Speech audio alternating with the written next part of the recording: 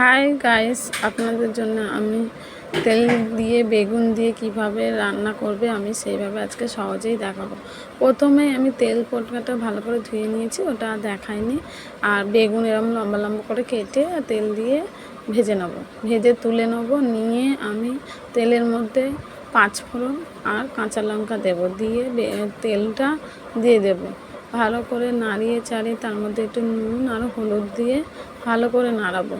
যখন তেল ছেড়ে আসবে তখন আমি জিরে, আদা আর কাঁচা লঙ্কা বাটা একসঙ্গে দিয়ে দেবো। দেওয়ার পরে সেটাকে ভালো করে নেড়ে চেড়ে টমেটো দিয়ে দেবো, দিয়ে আর একটু গুঁড়ো লঙ্কা দিয়ে দেবো। দেওয়ার পরে ভালো করে নাড়িয়ে চাড়িয়ে আমার রান্নাটা হয়ে যাবে। আর তোমরা দেখো আমাদের এইভাবে রান্নাটা করলে কত ভালো হয়, খুব ভালো হয় আর খুব সুন্দর খেতে হয়। তোমরা দেখতে থাকো।